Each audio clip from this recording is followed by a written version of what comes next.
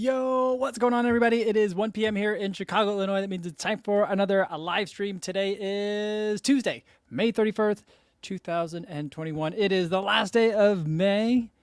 Feels like summer here in Chicago. It's getting hot and humid.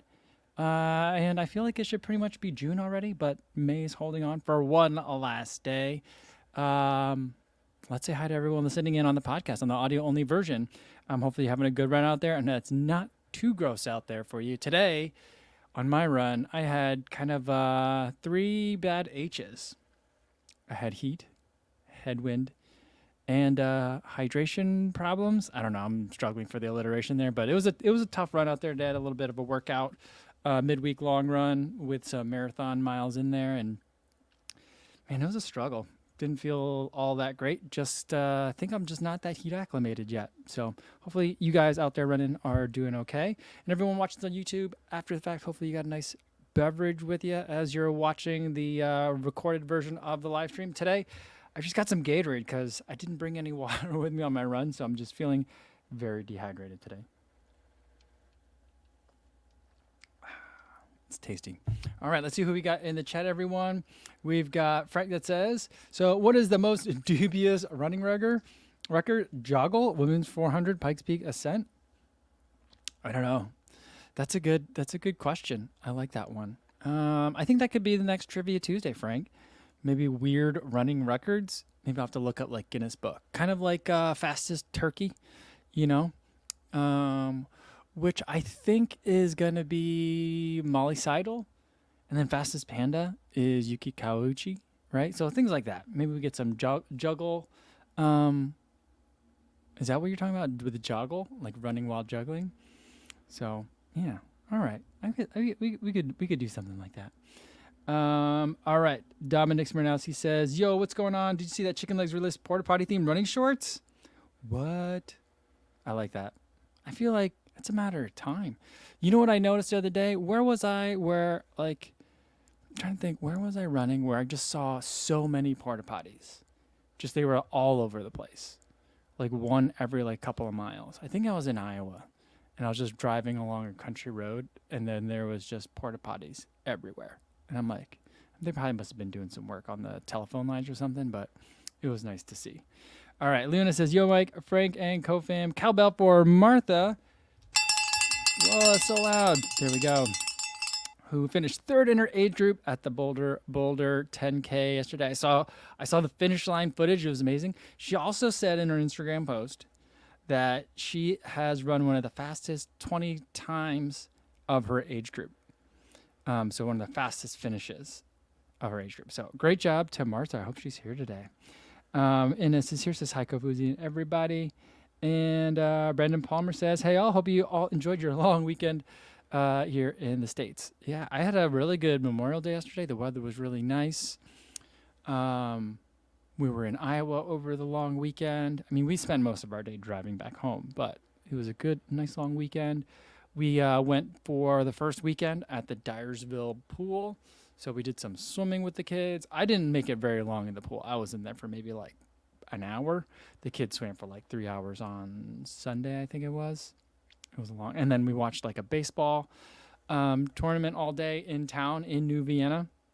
So we could just walk down there, brought a koozie and drank a bunch of beers for a Little League game while watching like several Little League games in a row. It was pretty fun.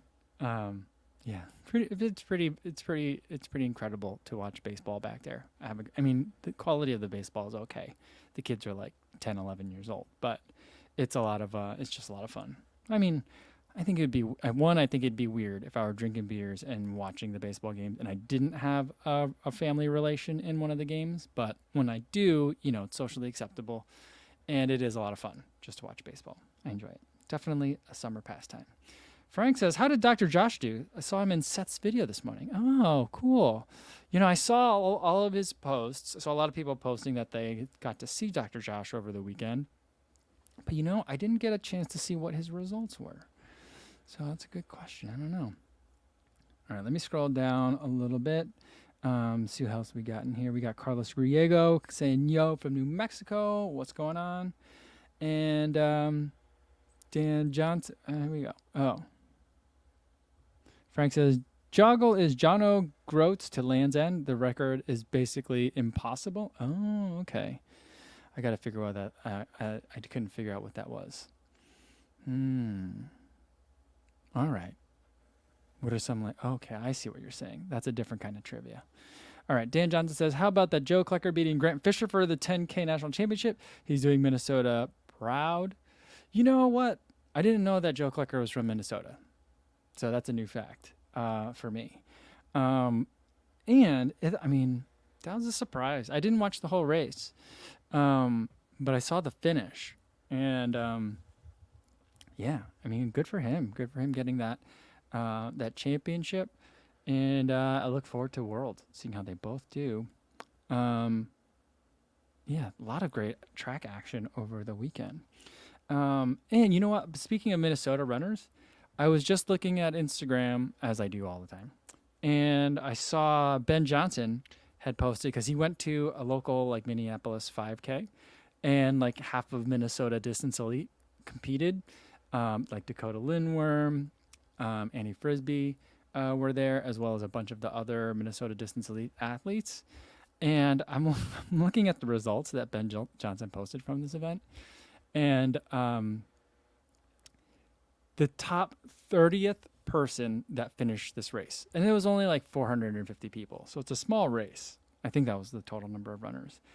I don't even know the name of the race, but in this like quote unquote local 5K, multiple pros are running. It's like a 450 person race, and to get 30th place overall, you had to run a 16-minute 5K. Can you believe that? That's just, I can't. Oh man. Super intense. And those are all Minnesotans. Well, is Frisbee a Minnesotan? I think she's originally from Wisconsin, but she lives in Minnesota now. I feel like Minnesota can claim her. But there's a lot of great Minnesota runners. I feel like I want to interview all the Minnesota runners and ask them who's the best Minnesota runner. Because, like, Kara Goucher's from Minnesota. Carrie Tollefson is from Minnesota. Annie Frisbee. You got Dakota Lindworm that are there now. Joe Klecker. I didn't know he's from Minnesota. There's so many great Minnesota runners. How do you even start the analysis? Some of these people's careers are different places. They're on the rise and stuff like that. So, I guess you can't go off of current resumes, but, there's a lot of good runners. Frank says, when he meant dubious records, he means what record seems like it was the least likely to have been accomplished without cheating? Oh, I see what you're saying. Those kinds of records. Yeah, that's the kind of trivia that I have a hard time with. I feel like at this point, I feel like if you go look back at any of the records that still exist from like the 80s to early 90s in track and field, you're like, there's a reason why no one's broken them yet. So I feel like those might be some. But other than that, I'm not sure. Brandon Palmer says, I like Dyersville. Played baseball at Field of Dreams a few years ago, and it was a blast. Yeah. They're trying to do, they've been trying to do more with Dyersville and capitalize on the popularity of Field of Dreams for forever, for as long as I've been going back there. And it seems like there's actually some traction now. People are finally getting it together, but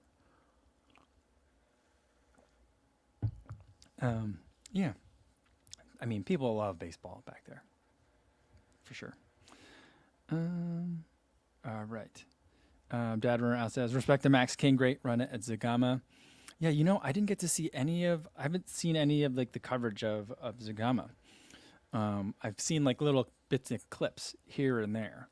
But like, I just love the way that race is kind of like conducted, and the way fans just like perch themselves on the mountaintop as like the runners have to like weave back and forth through the switchbacks on the trail, and like there's just people everywhere.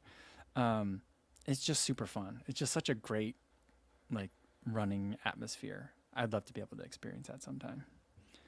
Not to run it as a spectator, I think. All right.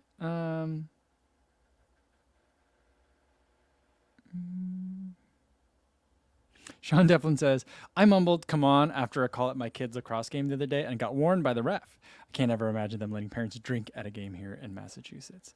I mean, that's pretty funny. One time last summer, I went to a game over in Holy Cross, which is a couple of towns over from New Vienna. It might be 2 towns over.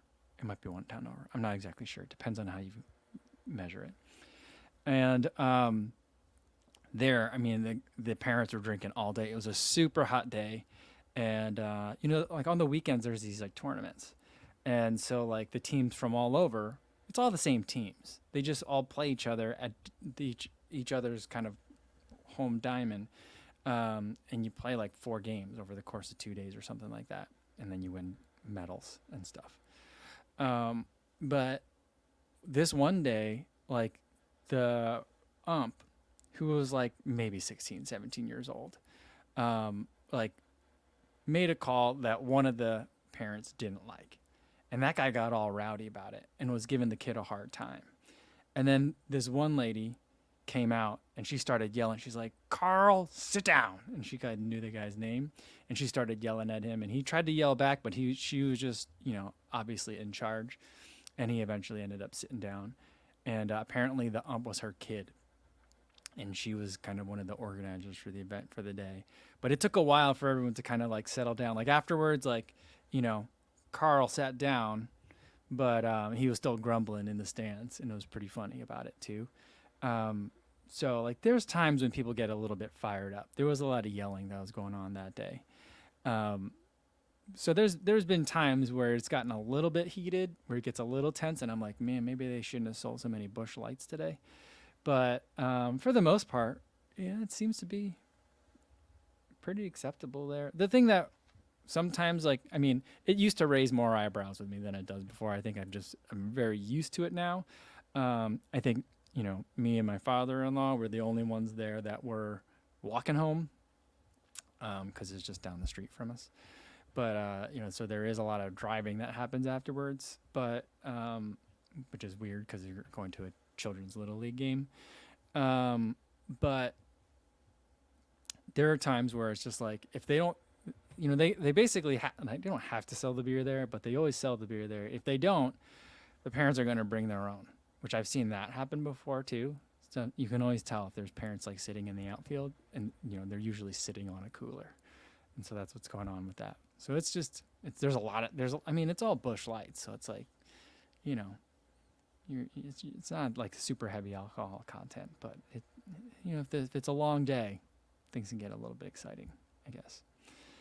Dan Johnson says, I was at that Minnesota Brian Kraft 5K race. It's always competitive. I managed to win the 60 to 69 age group with an 18:42. Awesome, Dan. That's great work. He said, beat my teammate by 1 second with a surge at the finish. That's an amazing time. I would love to be able to run that kind of time. Great work. Yeah.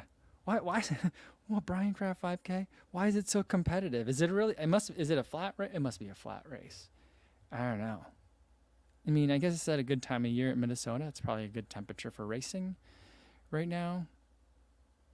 I don't know. That's amazing. That's amazing. Okay. Super Injit says, in quotes, the race honors Brian Kraft, who was a runner from Bemidji, Minnesota, whose running career was cut short at the age of 19 with the discovery of a Ewing sarcoma, a rare form of bone cancer. Oh, interesting. Wow. Cool. Jonathan Crossley says, coaching T-ball this year. We thankful didn't have any of that in terms of people getting too rowdy. He says, but it was T-ball. I have a feeling when kids get older and more competitive, parents will be a topic to deal with. Yeah, I think so. I also think that it depends. Yeah, the game when people got rowdy, that was still my same nephew who was about like 10 or 11 years old. So that was the same age. Trying to think. I've seen some other, like there's traveling teams and stuff like that where things get more intense, and I don't know, maybe it does get different when kids are more competitive. I don't know. My kids aren't on any team sports, so I don't have any experience with that personally. So like, I don't know, but I'm like, I could see it happening where like, there's only so many teams and so many parents and so many kids. So it's like you see the same people. Maybe they bothered you last week. I don't know. Interesting. Yeah. But it's one of those things where, you know, at some of the ballparks, they're like, just a reminder, no scholarships will be given out today, that kind of thing, to just try to get the parents to calm down a little bit. But yeah, I mean, some of the parents take it really serious, you know. Um, some of them are like really hard on the kids, and I'm just like, we're playing little league, right? But yeah, I think that's just me. I don't take it that seriously, but that doesn't mean other people can't, So, Carlos Griego says, all four of my kids play club soccer. It can get intense with parents.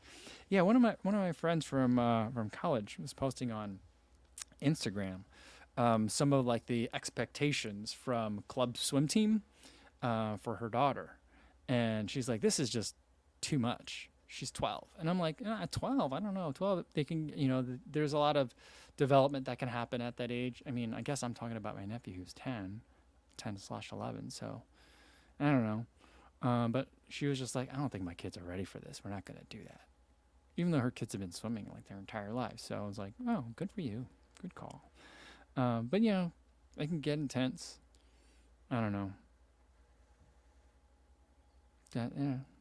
Yeah, my kids aren't that much into it. But, my daughter really wants to make the climbing team at her climbing gym. And like one of her friends is on the team. She didn't make the cut this year, but one of her friends is on, and they practice for a couple hours a day, twice, 3 times a week. And it's like, and there's competitions on the weekend and stuff. And I'm like, man, that's going to interfere with a lot of my running. So I'm a little bit worried about that, but we'll figure it all out. All right. Shannon says, hey, CoFamzy, left my Nonolite hat at the lake a couple weeks ago. Thought it was a goner, but it has been found. Awesome. I think this is the button I'm looking for. No. No, this one. There we go. Oh man, I don't push the buttons enough. I keep forgetting which one's which. But I'm glad. I'm glad that we were able to find the hat. Awesome. All right. Ina says, Emma, my daughter, was at a swimming competition once, and wow, those swim mams were too much. Yeah, you know what's funny is, so I take my kids to swim school here. Just like it's far enough where we drive usually to take them. Although we used to take the bus before we had a car.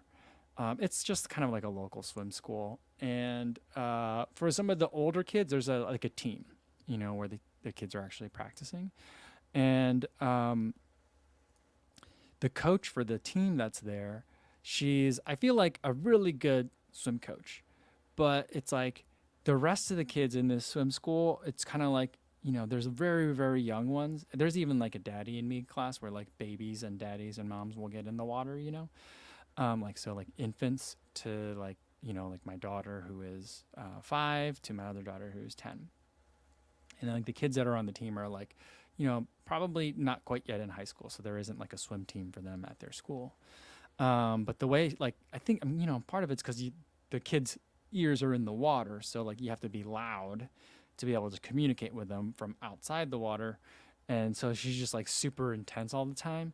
And me and one of my friends that I went to law school with, she has her kids in swim class. One of them's in class with my daughter. Her daughter and my daughter are in the same class. And the other one, their younger son, is not in this about the same times as my other younger. So like we're usually there at the same time. And we're always like, man, that coach is just so intense. And we're like, I don't know that's a good way of selling the team to all these other parents that are like listening and hearing this one lady like scream at the children. I mean, she's not like berating them, but it's a lot. It's intense. And the kids are certainly working hard. So it's just, it's a lot. Sometimes I'm like, this is a lot. I don't know. But I've a lot of my nieces and nephews swam like growing up, like from young kids. They swam competitively all through high school. And I never went to any of their swim meets, but during the pandemic, they would broadcast them live, like on Facebook Live and stuff. And so we would watch them from home. And they never seemed too intense, although, you know, in that situation, like most of the swimmers were allowed like one spectator max. So like they weren't like fully fully packed auditorium, like gymnasiums or pools or whatever. So there weren't that many people there. It all seemed relatively tame, but I could see it. I could see it for sure. All right. Hey, it's Carlo C says, "Hey, Kofizi, what do you do with your retired racers? I don't know whether I should turn my Vaporflies into lawn mowing shoes or something more exciting." I had a friend in college who would take his old soccer. He was a soccer player. He would take his old soccer shoes and cut them up. He'd cut the heel out, and then he always had Adidas shoes, so he'd cut out all like the areas underneath the overlays, so the three stripes would still keep the shoe together, but it would basically be a sandal, and then he would cut out the toe box, and he would just make sandals out of them. They looked terrible, but he thought that they were the best, and they always smelled horrifically bad. But that's one thing I guess you could do. Turning them into lawn mowing shoes is always good, but Vaporflies is not really a great choice for that. With my retired shoes, I retire my shoes early because I have a lot of shoes to review and I don't have a lot of space to keep shoes. So I get rid of them fairly early in the life cycle. There's plenty of life in them, so I just donate them to charity. And even for a shoe that is no longer good for a runner, there's still plenty of life in that for someone who might need just a shoe. And so I would still think about donating them. If they're super gross, maybe, hand wash them a little bit or run through a washing machine, take all the laces and the insoles out and stuff, put them in like a pillowcase or something, and then put them through a wash cycle, maybe that's something you could do. All right, where we go? I saw let's see, an explanation. Okay, Dan Johnson says, the Brian Craft is a flat race around a lake. We had a half-hour delay due to rain and light rain during the race, and he ran in a brand new pair of Asics Magic Speed. Nice, okay. All right, flat race around a lake. Now I really want to run this Brian Craft 5K, because it seems like people show up for this one. So, I don't know. Not that I'm going to throw down too, I'm not going to be that fast, but I just think it'd be fun. Most of the times when I see a 5K, it's just, it's like more often than not, when I encounter a 5K, it's not even chip time. It's like you get a bib, but it's a fun run kind of thing. So, I do enjoy watching a good 5K. All right, Adam says, for Dr. Josh, he ran a 33:35, 34th overall in the Citizens race, because the pros run separately, at Boulder. Hey, here's a question. So, Laura Thweet ran in the Citizens race, and she won. And then later on, there was an article that she posted on Instagram, an article written about her, and it was like, local coach wins Citizens race. And I'm like, what happened to Laura Thweet? Is she not a professional runner anymore? Did I miss something? Did she retire or what? I don't understand. Does anyone have any information on that?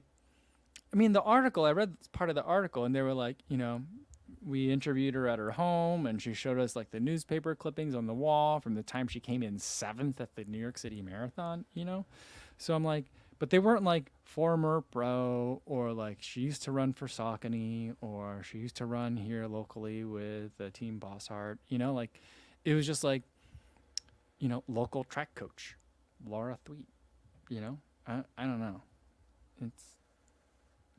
That's weird. It was weird. I don't know if anyone knows anything about that. Adam says that he also had a chance to meet Martha in person over the weekend at Boulder. That's so cool. Very, very cool.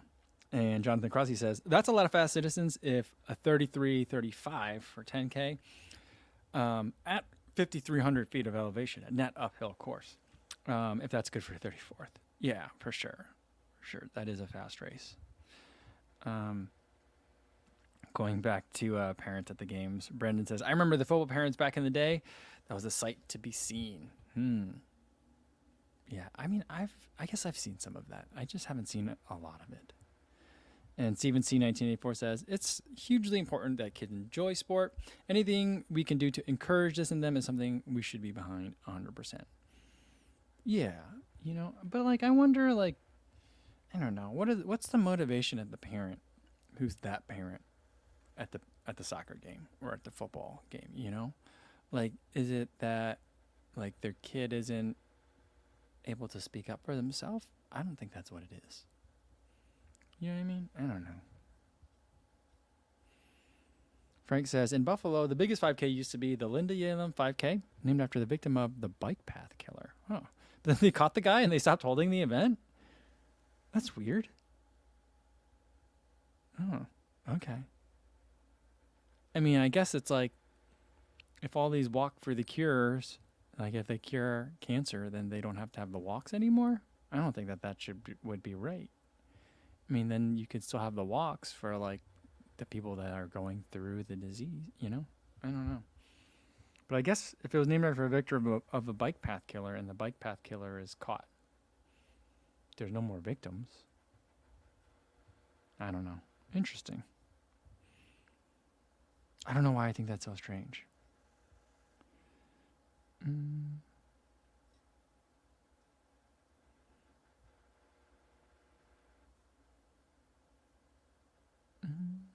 Let's see. All right. Melvin Umeng says, just ran the Ottawa Marathon Sunday. Biggest running event in Canada. Almost 26,000 participants over 2 days. Started strong, but the heat got the best of me. It was 73 degrees Fahrenheit with 86% humidex. 3:39 finish. Well, there you go. That's a good showing. Nothing to be ashamed of there. 73 degrees Fahrenheit. I mean, that's one of those tricky temperatures. The tricky part about it is 73 degrees feels like the weather shouldn't be a factor, but it definitely is at 73 degrees. So great job. I saw a lot of coverage on that one on kind of like on socials as well. I think a Canadian woman won, and it was like the first time a Canadian woman won that race since like 2007 or something like that. So pretty cool. And going back to the Boulder, Alafine Tulimuk won the Boulder. So that was pretty cool to see her coming through with the finish there as well. So awesome. All right. I am half Pedro says, I'm going to scroll down because I'm way behind you guys in the chat. Says, I just bought a pair of the 880 V12. Can't wait to run in them. I felt a big difference of smooth with the 1080, but wanted to give it a try. Yeah, I mean, I'm super excited about the 880 version 12. I don't know if it'll be, I don't think it's better than the Nova Blast 3, but it's really, really good. It'll be interesting to see what the Mach 5 is like this year, because it might take a number 2 spot for me. I just really like it so much. I still think it's a little bit on the hot side, but like, it's a lot better than the 880 version 11. I mean, it's almost like a different type of shoe, workhorse versus like just regular daily trainer. I just feel like it's a really good daily trainer. It can do everything. I just really like running in it. I think I like running in it more than I like the 1080. Although I do like the 1080 more than this year than I did last year. All right, Pat Hicks says, ran the Ogden Half Marathon this weekend in Wheeling, West Virginia in 1:59:20. Awesome. And it was once considered the toughest half marathon in the USA because of its big hills. Super stoked I broke the 2 hours. Awesome. Yeah, I was going to say, like, I bet you that's super hilly. Because I've been in West Virginia before. I've been, trying to think, what town was I in? I was in the town, I don't know, I was in there for work. So wherever, I think I was in the, I don't know if it's Northern District of West Virginia. I forget which federal court district I was in, but I was there for work. I drove there I flew into Pittsburgh and then drove south.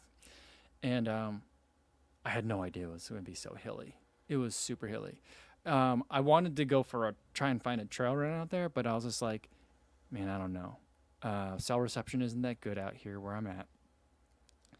And if I turn an ankle or just get into trouble out there, like, no one's going to find me, like, ever. So I was just like, I think I'll just stay on the hotel treadmill while I'm out here. So I'd love to go back to West Virginia and do some running out there, maybe with some friends at some point. But that sounds really, really cool. Great job. on breaking 2 hours for that Hilly race. All right. Yeah, Frank says, what would be the cutoff for determining if an unsponsored runner is still pro? Yeah, I'm not sure. Excuse me. I mean, I think for something like that, the cutoff would be like for in that race, it would be could you get into the elite field or not? Like if they don't let you in the elite field, then I guess you're not a pro runner for the purposes of the elite field, and you get to run in the citizens race. But like if you consider yourself a pro, so for like example, I mean, it had been a while since Rory Linkletter left Hoka. I mean, recently we just saw that he got picked up by Puma, which is really nice to see. But it had been a while where he was running and training as a pro, but not sponsored by any brand or brands, and not running on any team. So then it makes me think like, well, I mean, you still got people out there like Sydney Gidibde, who is running with Roots, running in Boulder. Is it in Boulder? Yeah, it's in Boulder too, right? I don't think he's picked up a sponsor yet, but he's certainly pro caliber runner. So I'm not sure. I think it's a matter of like, if you wanted to race, would you be able to get into that pro field?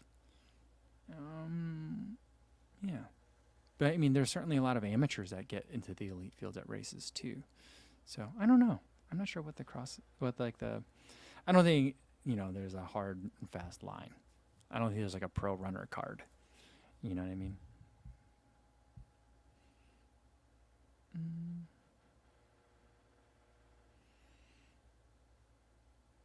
Melvin Umang says, rock the non-elite hat during the race and got some props on course. And Buddy and I took post-race selfies in the swag. Would love to show you on IG. Yeah, that'd be a good place to do it. If you put it on IG and like tag me, then I'll be able to see it. He said he crushed a 3:07 for a 15-minute PR in the heat. Awesome. That is a great job. 15-minute heat PR in heat. That's an impressive day. I know that today for my run, I've been getting a pretty good sense of, what my marathon pace is. So I've been kind of running on pace, I'm getting a good sense of what marathon effort is. So I've been just kind of like running at a certain pace. But today I'm like, it's hot and it's windy. So I'm just going to try to run within a certain heart rate range, and whatever the pace is going to be, if that's what it is. And so I felt like I was running marathon effort, but I tried to keep my heart rate at 170. I feel like once I get to like 173, I start hitting like, that's when, I'm burning matches, so to speak. And so I tried to keep it at 170 for my marathon effort miles today. And, my time ended up anywhere from like 6:30 per mile to like 7:20 per mile. So those are big swings. And I think most of that is because of the heat. A little bit because of the wind, but mostly because of the heat. So, all right.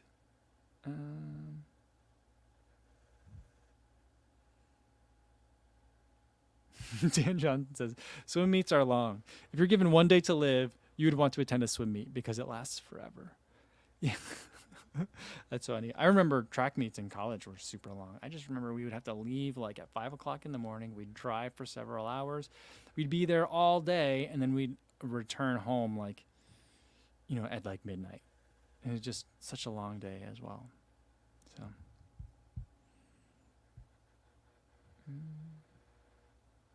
All right. Adam says the pro race for the Boulder is invite only.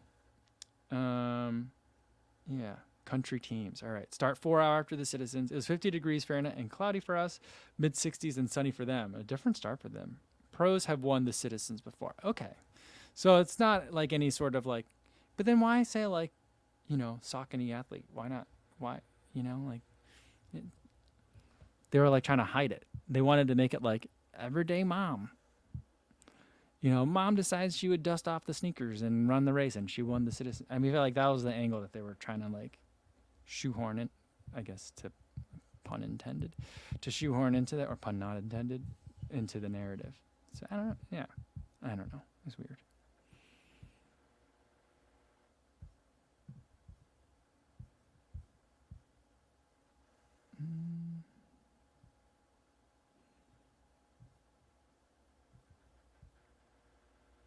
Mark Peterson says, traveled to Colorado this weekend for a wedding. Cool. Ran at 8,500 feet and it zapped me. Took in the Boulder. Then I got home to see my Path Project School Fizzy non-elite shirt had been delivered. Awesome. Well, too bad I didn't get there before you left for your trip. But that sounds like a really fun weekend. And congratulations to the married couple. But very cool. I'm just thinking at the end of this month, I'll be in that area. And I think I'm going to Denver, and then I think I'm going to stay a couple of days before the 4th of July extra. I don't know where I'm going to stay, but I'll be in the Denver and Boulder area. I think that'll be the first time. Do you guys hear that? Something's like rattling. Anyway, I think that'll be the first time I run at altitude in like 2 years, 3 years. It's going to kick my butt, I feel like. So that'll be interesting. That'll be interesting to see. 8,500 feet. That's higher than Boulder. That's higher than Denver. You must have been really high up there. All right. Jonathan Crosby says, question on shoes. Magic speeds for about 100 or endorphin speeds for about 100? I go with endorphin speeds. Unless you particularly enjoy, like if you've tried the Magic Speed and you like it, or if you love the Evo ride, then, and you want something like that's like the Evo ride but a plate, then the Magic Speed. I don't know about the new Magic Speeds that are coming out. They look very different than last year's, so I'm not speaking to those yet. But in terms of last year's Magic Speed, like the first ones, I thought that they were good, but I think the Endorphin Speed is a better shoe at the same price.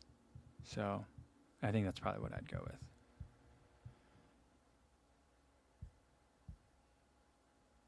with. Yeah, Frank says that the Endorphin Speed 2s are $96 at Running Warehouse. That's a really good price. Today I made the video about the Ultra Vanish Carbon. And a lot of people are talking about the price of the shoe. And I think in the video before that, was the Velocity Nitro 2 versus the 880 version 12. And people were like, you forgot to mention that there's a difference $15 in price. And I'm like, there's a difference in $15 in price now, assuming you're in the US. But like, I don't know if there's a $15 in price difference in the UK or like 3 months from now when people watch this video. Hopefully they'll still watch the video in 3 months. If the price difference will still be there, what the price differences are going to be like. You know, I have a feeling that the Puma shoe will get discounted before the 880 does, and I frankly don't know which one is more expensive to start off with. But like, you know, that's the main reason I don't really talk about prices too much in like the main review videos, unless like it's really, really goofy. Like if in the 880 version 12 versus Velocity Nitro 2 video, if there was like a $50 difference, like $50 difference, like one was like a $120 shoe and the other was a $170 shoe, $170 shoe, I think that's definitely worth pointing out. But like, if they're pretty close, you know, I'm not going to really mention it. And yeah, the Ultra Vanish Carbon is $240. I don't think that's a bad price. I think it's the right price. I'm not a pricing expert. Pricing theory was a class that I never took in business school. But to me, like $200 kind of signifies this is second tier. It's a carbon plated shoe. It's good. Probably going to use it more as a trainer than as a racer. Maybe if you are looking for something that's more stable, or if you're looking for something that's very different than what else is out there, you know, go with the $200 racing shoe. But to put it at $240, I mean, I feel like $250, $275 is kind of where like the Nike-like products are. And if you price your shoe there, then people are going to expect that it behaves like those, whether that's even if you don't want your shoe to compete head to head, you know. So I feel like 240 is a good number, but I don't know. Maybe I'm wrong on that. That's why I felt like it didn't really need discussing. The pricing was right, but you know, some people are like, I can get some Nova Blast, I can get some Next Percents at 160. Why would I pay 240 for this? I'm like, you would pay 240 for it because you don't want an X percent. That's why. But, you know, I don't know. And I'm like, instead I was just like, I'm sorry, you can't afford another $80 for shoes. So I just kind of like insulted the person a little bit because I was just like, that's a very specific way to ask a question about value in a shoe, where value is completely subjective. So I don't know. But yeah, that's why I try to stay away from price, because then it's like you could spend an entire video just talking about, is this shoe priced correctly? Maybe I'll make a video about that. I think that, you know what? I think that'll be a good, maybe if I do a collab video, that's a good idea. I'll like, it'll be one of those like year-end videos where I try to get, I've never done one. I've participated in a bunch of them, but I've never done one. But like, you know, how much should this shoe cost? And I can ask like 5 different people and be like, go. Some people know the prices. I don't really know the prices usually. So, yeah. Frank says the Ultras have never been super cheap. I'm guessing part of that is because they probably just don't have as big a production run, you know, as some of the other ones. So like they can't make it as cheap per unit. But I also feel like, you know, it's yeah. So I mean, I think it's part of it, but I also feel like you're getting a specialty product in a sense. So.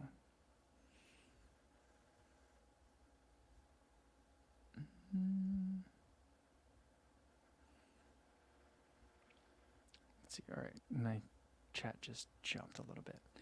JMac1313 says, picked up a pair of Vomero 16 for $85 yesterday. Definitely a comfortable shoe. It reminded me of 90s cross trainer looking shoe. That Vomero 16, that was probably my favorite Nike shoe from last year. I just really liked it a lot. It just reminded me of the Pegasus in so many good ways. And I'm like, why can't they just make Pegasus like this again? It was a very much a nostalgia shoe for me. I really enjoyed that one. For $85, that's a great deal. Dominic Smirnowski says, are you excited for the Alpha Fly 2?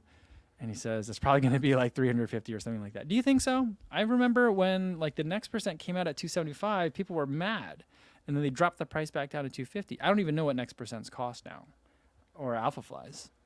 I thought they cost 275, no? But, yeah. Yeah, I'm excited. Not super excited about it, but I'll definitely try to get it as soon as it comes out, you know. Definitely a shoe that I'll review. I really enjoyed the first Alpha Fly, and it's a fantastic shoe. And it's been a while since I've run in it, so I feel like I need to refresh myself in terms of what that shoe is. And, you know, if there's a 2 around the corner, I'll just wait, you know. So I guess I am excited for it. Even if it would, I mean, if it costs $350, that's a lot. I mean, that's Speedland territory. I wonder if it'll have clippable lugs on the bottom. Hey, it's Carlos. He says, in your opinion, what's the most resilient racer midsole foam that doesn't dull over time? I'd say probably, I would go with like Power Run PB. That's in the Endorphin Pro 2. That one does not dull. And it definitely feels different than the Power Run PB that's in the Endorphin Speed. So I'm saying specifically the Power Run PB that's in the Endorphin Pro 2. I would also go with the DNA Flash that's in the Hyperion Elite 2. Now, neither of those shoes are my favorite marathon racers, but I think that's kind of like the limitation of racing foams, is they're designed for performance and not longevity necessarily. So, yeah, so those are kind of like specialty choices. It would be like, yeah, not my first choice in shoes, but if I needed to also make it last a long time, I would go with those. I'm interested to see how the Vanish Carbon does too, because it seems to be like it looks a lot like the DNA Flash midsole foam. Not as much as the way they sculpted it for the Endorphin Pro, the Hyperion Elite 2, but it looks a lot like the DNA Flash that was in like the Hyperion Tempo. And so that's really what I thought I was going to be getting, but it's a lot softer. It's more, but I just like the material so much more. But I wonder if that'll hold through. I've already got like 30 miles on the shoe, 30 something miles on the shoe. It's not going to take long to get to 100.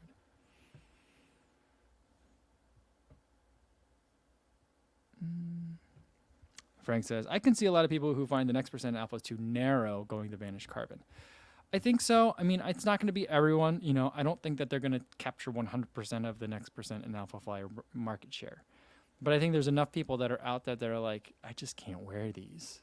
You know, they're just killing my feet. That are going to like be willing to give it a try.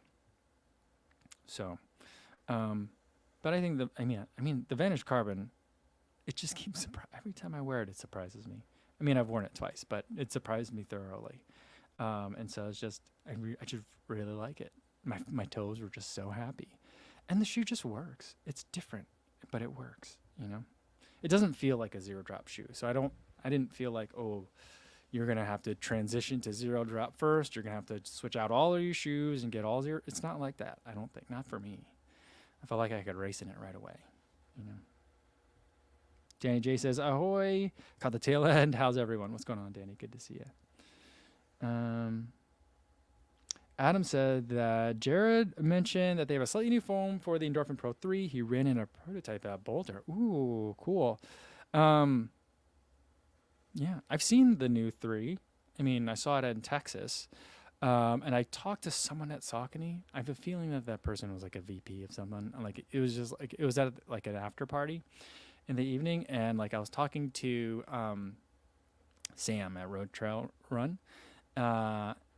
And he was talking to someone that had like a Saucony sweatshirt on, clearly someone that worked at Saucony. And I didn't catch his name or what he does. But it was just like, I just hope that the next one is a little bit softer. I can't run a marathon in the Endorphin Pro 2. He's like, I think that you're going to like it. It's a little bit different. And I was like, okay. I think he's probably like, if you didn't love the Endorphin Pro 2, you're probably not going to love the Endorphin Pro 3. I don't think it's that different, but I don't think I need a lot of change for it to become an excellent marathon shoe for me. And that upper. I mean, Saucony can make a really good upper when it wants to.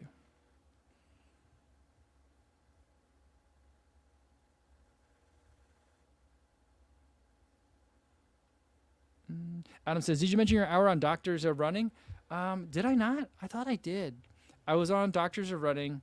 They interviewed me a couple of weeks ago, and it came out last week. It's available both in podcast form and on YouTube. I thought I put the link to that in here. Oh, man. I'll put the link to it in the video for tomorrow. Or if you guys just look up Doctors of Running, I'm sure you'll be able to find it. At least find the channel. And then I don't know if I might be 2 or 3 videos ago from them at this point now because they put out a lot of content. But I had a really good time. Thanks, Adam, for reminding me. I had a really good time talking with those guys. It was just like nerding out about shoes for like an hour and a half. So just a lot of fun. So hopefully you guys will like that. And it says the Doctors Running was good. Awesome. Thanks for listening. Danny J says, and then this will probably be the last one for today, and then I gotta get going. Says Ultra is really changing minds this year, dropping some great options for people who weren't previously interested in Ultra. Makes me wonder where the future of running shoes is. The market is trending. Yeah, I mean, I think that like for me, realizing that they were zero drop but not minimal was like, oh, I could try this now. And so that's what like had me thinking about them a couple of years ago when I first ran in like the Escalante 2.5 and the Superior. Which I still do love the Superior. That's a good shoe. And the Escalante 2.5. I think I'm going to buy the next Escalante 3.0. I'm just debating whether to get it in red, black and white, or like the all white. I mean, all white's a nice summer look, so I might get it there. So we'll see. But yeah, I mean, I think that there's some people where it's like, I don't know who doesn't know about Ultra. And then there's some people that are like, oh, foot-shaped toe box, huh? That's an interesting idea. So like, I think there's still so much potential market segment that they haven't even touched yet. So, I think it's I think they need to just keep plugging away, keep doing what they're doing. And if they're making good shoes like the Vanish Carbon, I think that the people will come. Hopefully the Escalante is a good one because I did enjoy the 2.5, or was it the 2.0? I think I ran the 2.0, not the 2.5. So hopefully it'll be a good one. All right, that's going to be it. He says the market is trending to high stack, but the people seem to be going the other direction. I'm about to be running in Vivo barefoot. So we all seen that the pendulum is swinging. We all kind of saw that coming, where people will go super high stack and then maybe back to lower stack. I'm not sure that people are going to go back to. A lot of people are going to go back to Vivo barefoot.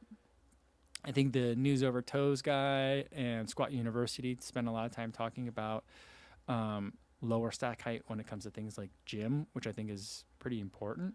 But Yeah, I think that like Ultra has a variety of stack heights too, though. So some of them are high stack height, some of them are a little bit lower. So I think their zero drop like motto isn't doesn't like pigeonhole them into a certain segment of market trend, you know. So I think that they'll be okay. I like what they're doing. All right. That's going to be it for today, guys. I think tomorrow is going to be a real short video. I think my schedule is going to get finalized today. So I'll talk about that in terms of where I'm going to be. Specifically, June's going to be super busy and a little bit in July. And then I've got some exciting things happening. It's a little bit more spread out as we get towards the end of the year. So I think I'm ready to put out like a big, like, here's what I'm doing for the rest of the year kind of thing. So I think if I do have a video, it'll be that. So that way I can kind of put some stuff out there so that you guys know kind of what's coming in case I'm going to be near you guys. And then we'll do another live stream. Oh, wait, no, wait. Tomorrow, no live stream. I got to take care of something, some family stuff. So I totally forgot about that, but I'm going to be busy during the day. I'll be away from home and not away from internet, but I won't be able to do a live stream tomorrow. So video tomorrow, but no live stream. So I'll see you guys on Thursday then. Sorry about that. Thanks everyone for staying all the way to the end. But I'll remind you guys in a post tomorrow that there's no live stream tomorrow. All right, guys. All right. Until I see you guys again, be safe out there, everybody. Thanks.